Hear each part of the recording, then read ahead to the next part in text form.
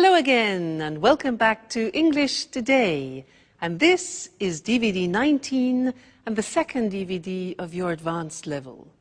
And in this DVD, we'll start with another 2 episodes of our story, That's Life. And then after, we'll look at our special TV programs. There'll be a discussion about winning the lottery. And then, in the cookery section, we'll learn how to make preserves. To follow, in the grammar section, we'll look at the language we use for making arrangements with people. And then we'll study some special question forms. So, I hope you have fun.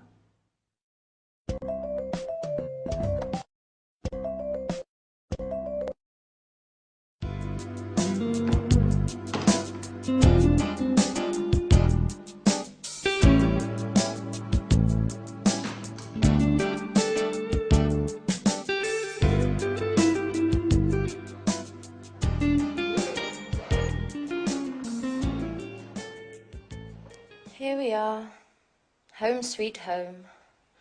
I would have preferred to stay away just a little bit longer. Oh my God, look at the mess. Look at this place, and look at the dust. Oh, I don't even know where I'm going to begin. Oh, calm down, Anne. One thing at a time. Let's just have a look at the post to start with. Electricity bill, heating bill, telephone bill. I can't believe there are only bills to pay. I'll open them later. Coming home from holiday is stressful enough as it is. Oh, here's a letter from Sharon. Let's see what she has to say. I'll tidy up later.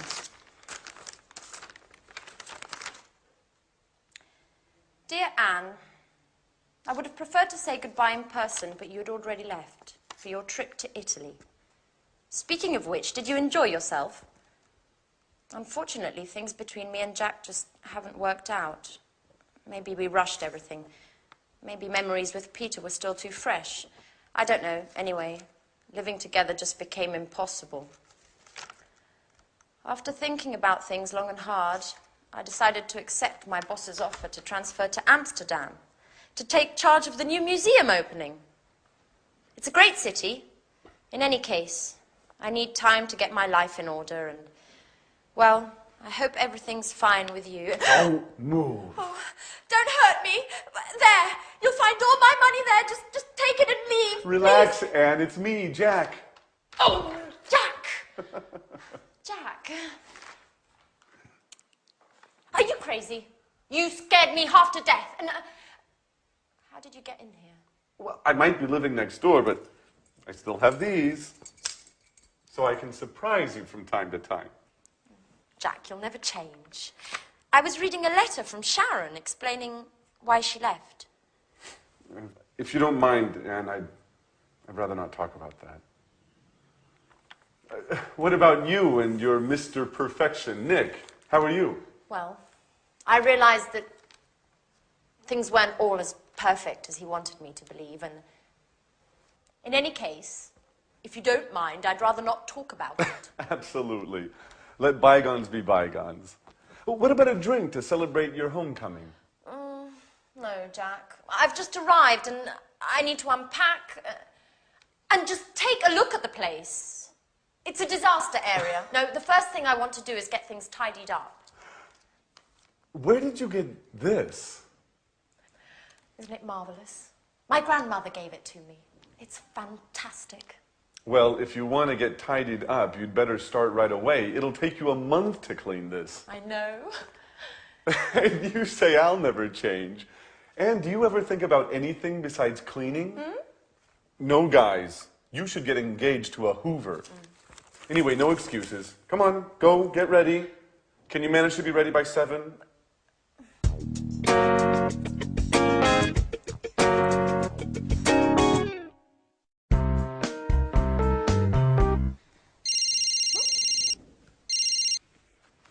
Hello?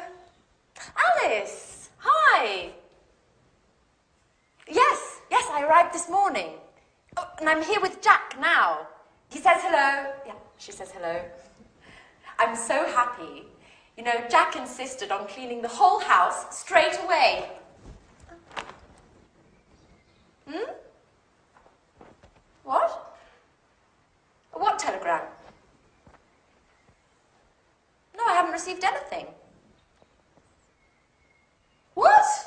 But tonight? Alice? No, yes, Alice, you should have given me some advance notice. Okay. Yes, fine. I'll see you at the airport at 9. What do you mean at the airport? What did Alice have to say? She's arriving tonight at 9 o'clock. For good. And she's bringing a surprise. Wow. Well, that is good news. What, together again? All for one for all? Isn't that great, Anne? Yep. Fantastic. What's the matter? Why the sad face? Nothing. Well, it's just that I was just thinking about the poor house. I don't even want to start to imagine what a mess I'm going to have in here with you two. Oh!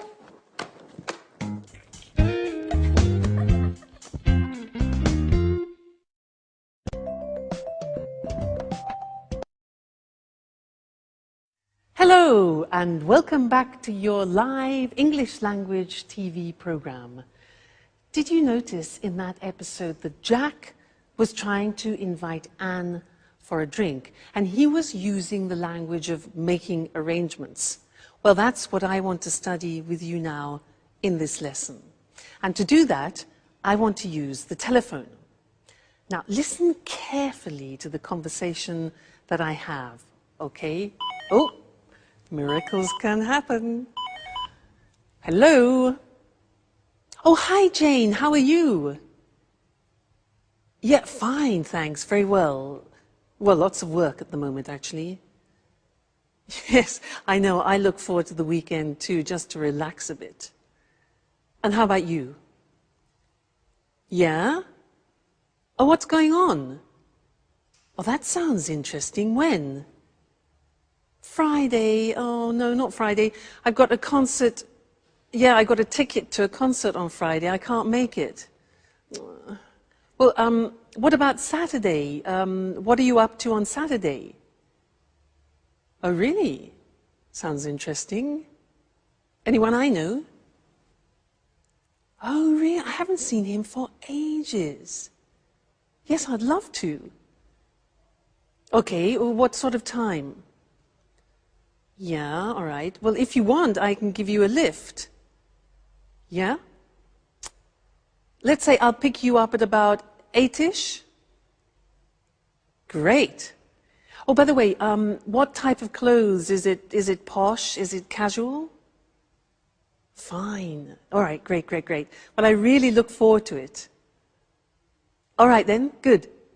See you then. All right then, bye. Now, did you notice that was a nice invitation, that? I was using certain phrases which are very common in English when we are making arrangements. And that's what I'd like to look with you now on the screen. All right, making arrangements. So, first, suggesting an appointment. Now, there are various things we can say in English to suggest an appointment. For example, what are you up to on Friday? Now that's unusual. The verb is to be up to. What are you up to on Friday? So that's a colloquial expression, and it means just simply, what are you doing? What are you up to on Friday? Other expressions, this you already know, we've learnt it.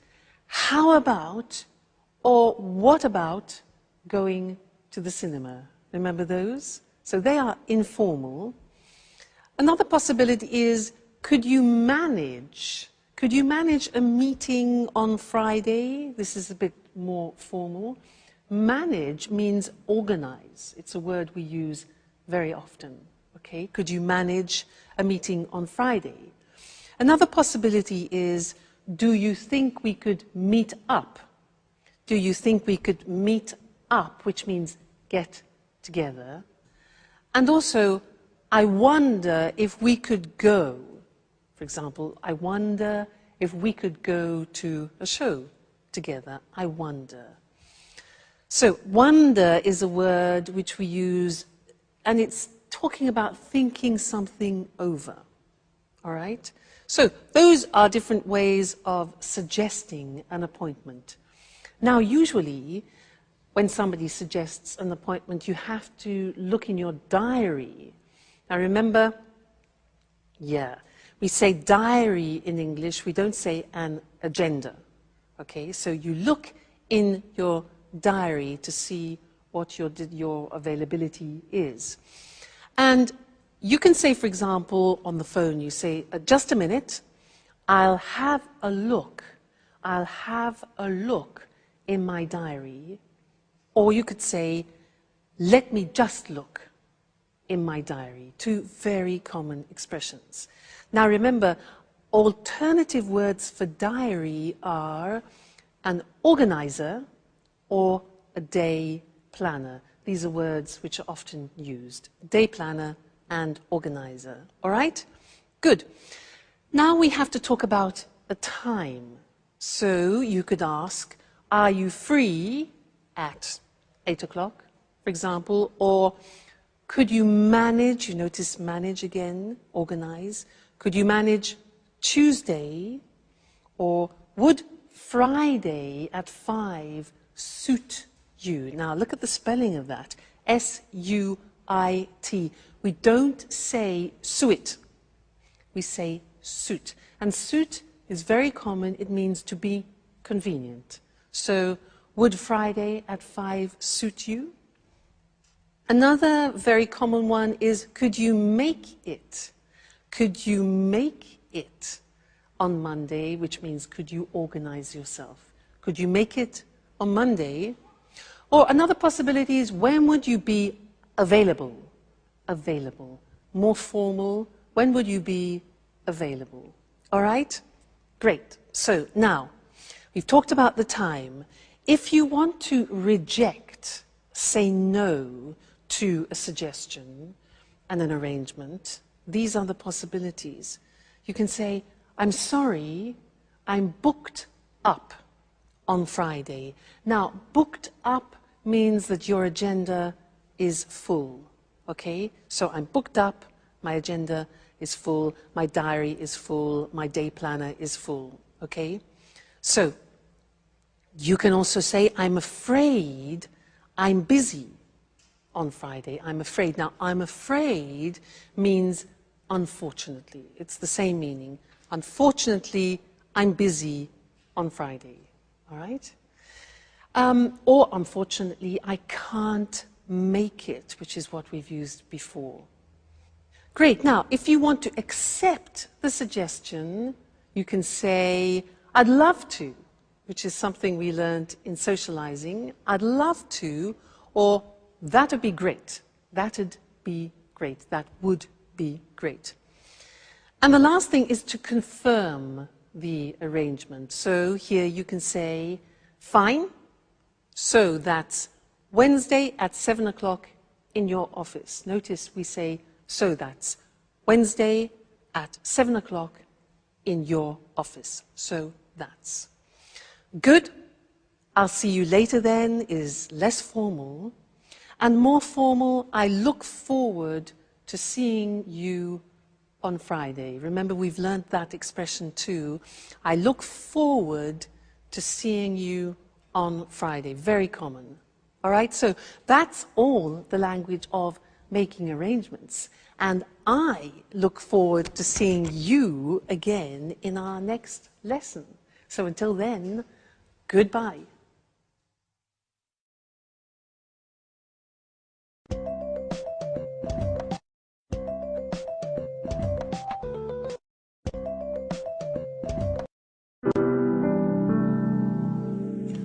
I just don't understand, Alice. Why did you leave the job you were doing with your father? Had you started arguing again? No, well, Not exactly. You know, working with my father is very difficult. We just have a completely different artistic view of things. And you know how I am. After a bit, I just get bored of doing the same things. I need new horizons. Well, what's wrong with working on a set? Wasn't it satisfying enough? Sure, of course. You know, in the long run, even the most satisfying things can get boring. And, of course, I met Edward. By the way, Edward is a Scorpio. Ooh, that's really interesting. Have you noticed what a magnetic look he has about him? Well, it's kind of hard to see his eyes from behind that camera. I wonder if he ever puts it down. Does he take it to bed with him? Stop! No, no. It's not going to work like that. You guys aren't acting naturally at all. You're too stiff. You look like statues. What we need here is expression, involvement, passion. Come on, let's do another take of that last scene. Which scene makes us look stiff? We're simply talking here, Edward. That's what I mean. Do it well. Let your inner self flow. Express your fears, your hidden desires. You, and yes, you are in love with Jack, aren't you? Don't be afraid. Show your true feelings. Show him what you are capable of. Well, besides the fact that I'm not in love with Jack anymore. Well, who told you, anyway? Okay, let's take 5. Maybe it's better if I leave you alone. Excuse me, Alice. Could you tell me where I can watch this material in peace and quiet? Go on into my room, Edward. I'll be with you in a minute.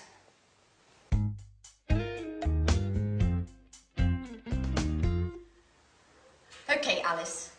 Could you tell me what the hell you said to him? Just the truth. When Edward told me about his love of reality shows, I jokingly told him he had to meet you guys because life in this house was more exciting than a soap opera. He asked me why, and I told him everything. Okay, what exactly do you mean by everything? Well, about you and Peter and how you fought over Sharon, and about Anne's unrequited love for you and how she discovered your relationship. In other words, all the emotional goings-on of recent. Oh my God, Alice. What got into you? This is so embarrassing. You know damn well I'm reserved about these things. What am I supposed to do now? Just be yourself. There's nothing easier, is there? What's the matter? Nothing's the matter for you, that's for sure. We're the ones that end up looking ridiculous. Just for the record, what is Edward planning to do with all of this interesting material? What does he do for a living? Edward is a director, a great director. And as far as your other question is concerned, that's a surprise. I can't say anything yet. At any rate, you'll find out soon. My God, Alice. Your surprises are starting to trouble me.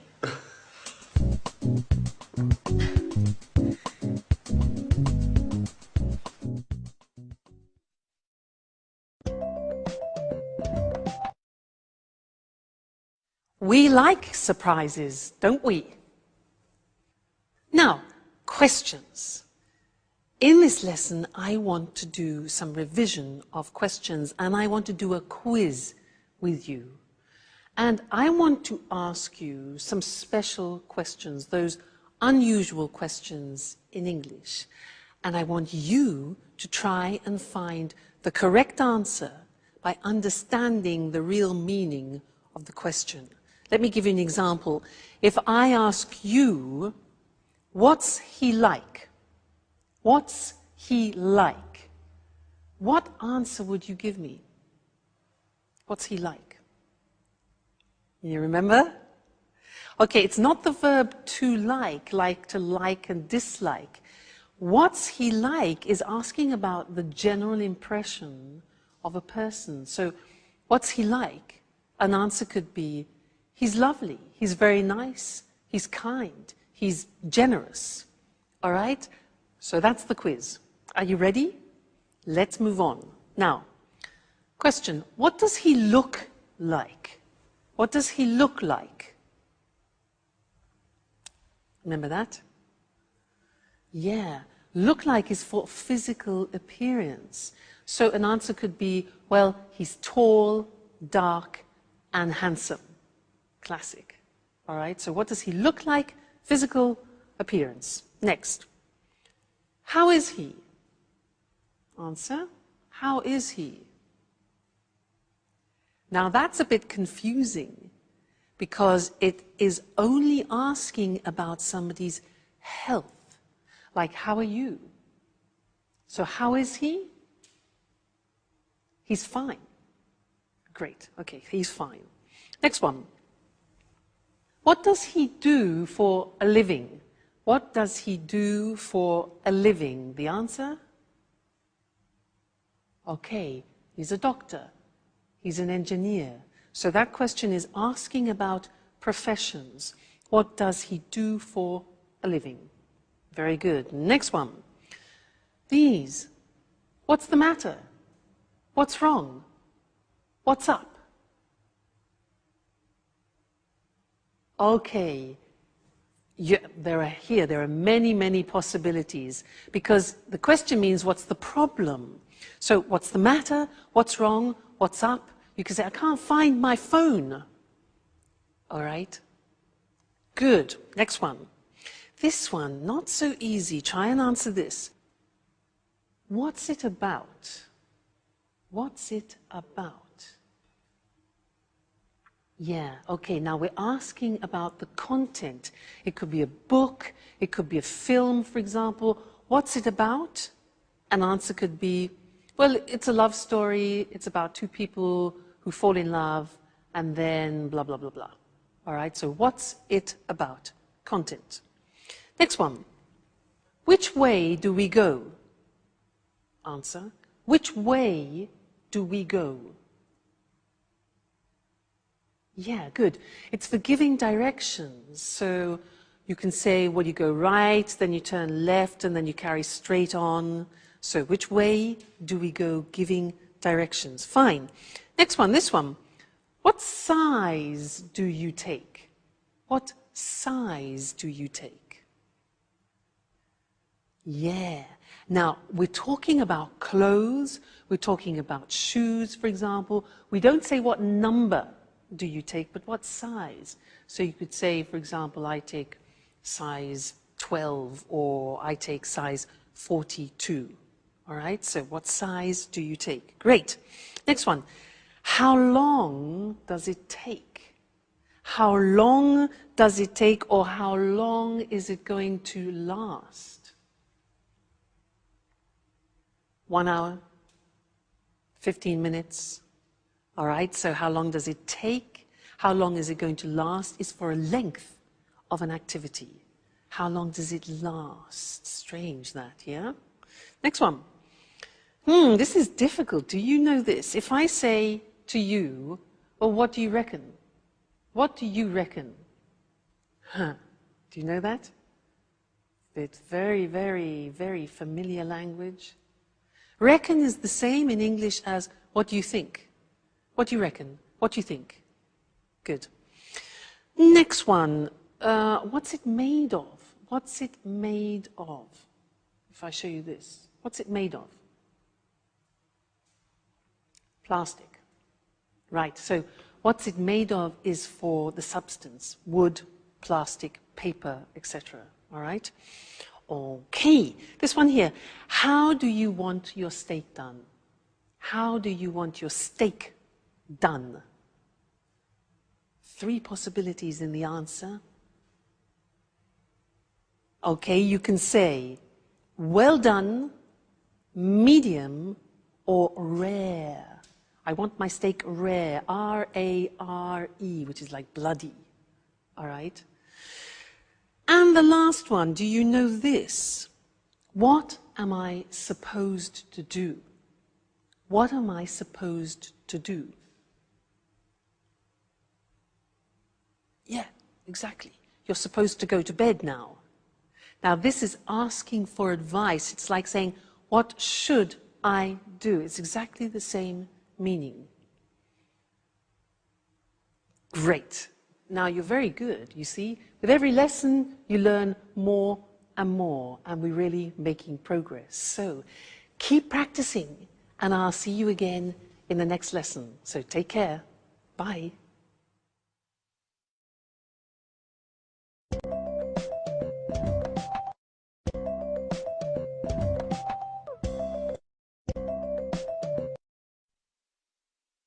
Hello, everyone. Welcome to Let's Talk, the evening discussion program with our two commentators, Tom and Marie. Good evening, everyone. Good evening. What have you got in your hand, Tom? Well, I bought a lottery ticket on my way here to the studio. I thought I'd try my luck. You know, the first prize is £20 million at the moment. Ooh, quite a penny or two. And what would you do if you won £20 million? Well, I think the first thing I would do would be to set off to the Caribbean to veg out for a couple of weeks, just to give myself time to think about what to do next. Any ideas at all? Well, I'd certainly want to have a good time just after winning anyway, but I wouldn't fritter away all the money on parties and things. Sounds sensible. And you, Marie, if you won £20 million, what would you do? What I'd love to do is start up my own business. I wouldn't want to stop working altogether, but I'd really want to be my own boss for a change. Oh, what sort of business would you get into? I think I'd buy a big country house and convert it into a hotel. Not too big a place, I guess. I might not have enough money. Would you give some of your winnings away? But, of course, I'd give some to my relatives, my sister anyway, and my mum and dad too. I don't know about the others. I certainly wouldn't skimp on Christmas presents anymore. Well, I'd donate some to charities, some to AIDS charities that work in Africa, and some to cancer research. I'd invest some of it pretty soon after winning to make sure I didn't spend it all. Do you think all that money would bring any problems? Well, I've heard you get a lot of letters from people begging for money. I wouldn't be too keen on that. I guess you may suddenly find yourself surrounded by lots of new friends, or some old ones may show up again too. Am I being too cynical? No, Tom. I think you're right. And lots of people would try to give you advice on how to invest the money. You'd have to be really careful about who you trusted. Winning huge amounts of money can destroy people's lives if they can't handle the changes all that money brings. That's true. And aren't state lotteries just another form of taxation? An unfair, hidden form of taxation. Poorer people spend lots of money buying tickets with very little chance of winning. I don't think government should be involved in selling dreams through lotteries. Well, maybe you're right, Eric. Lotteries sell illusions, but tonight, I want to dream. Okay, Tom, keep on dreaming them. Good luck for the draw, and goodbye to you and Marie. Goodbye. Goodbye. Would you like to win £20 million? Well, think about it, and we'll see you again next time for another discussion of Let's Talk.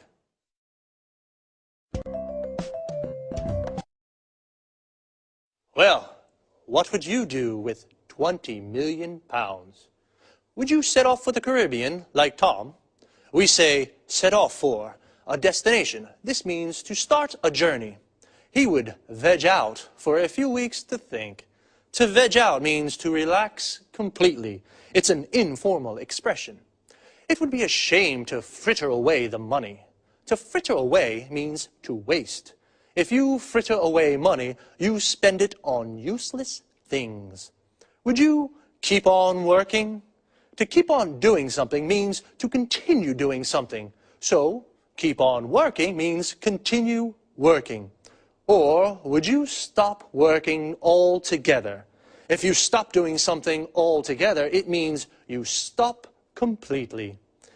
I would start up my own business like Marie. To start up means to create. To start up a business means you create a new business. I'd like to be my own boss. This means work for myself. Are you your own boss, or do you work for someone? Would you like to start up a business? What would you get into? To get into something means become involved in something. I'd probably start up a record shop. I'd like to get into the music business. I'd probably donate some money to charity. Donate to charity means give to charity. Would you donate any of your winnings? Your winnings is the money you win. I guess, though, unexpected people may show up if you suddenly won so much money. To show up means to arrive. And as Marie said, lots of people may start begging for money. When you beg for something, you ask for it desperately. Perhaps I'll try my luck and buy a ticket too. See you next week, or if you don't see me, then it means I've won. Bye.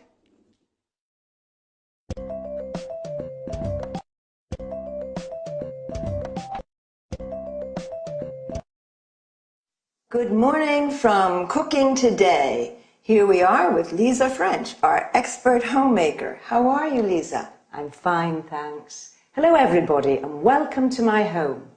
I wonder what you'll talk about today. An interesting theme, preserves. This reminds me of my granny. So what kind of preserves are there? There are plenty. Jams, jellies, conserves, marmalade, syrups, candies, sauces. You see, you can preserve almost anything. Even meat? Of course, meat, poultry and fish. What's your favorite preserve? I have a strong preference for chili sauce. On the whole, I find sweet and sour food particularly tempting. I don't really fancy the two flavors together. As they say, differences are the spice of life. Anyway, what are the actual ingredients for chili sauce? Tomatoes, peeled and sliced in chunks, chopped celery, ground onion, green peppers, a cinnamon stick, chili, mustard, brown sugar, and vinegar. That's all. And meat, I suppose. You're right, mince meat.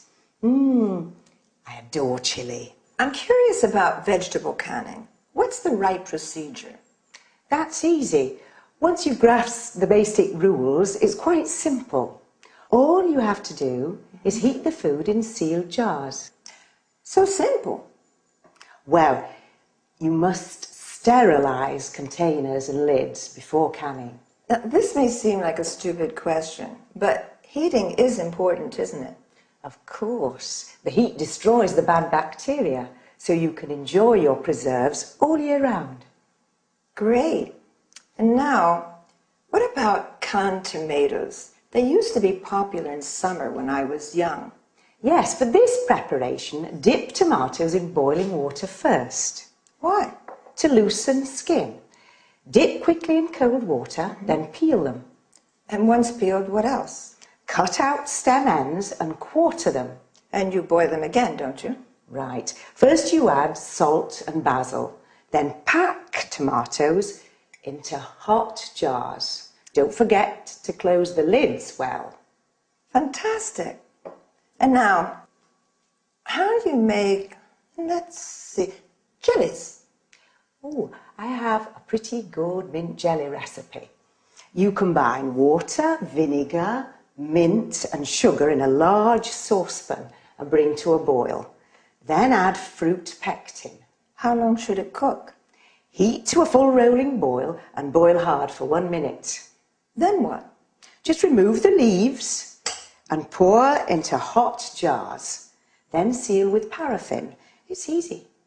This sounds much easier than I thought. I'll try it. Thank you, Lisa, for your fantastic tips on preserves. And I'm looking forward to seeing you next week. Thank you. You're always welcome in my home.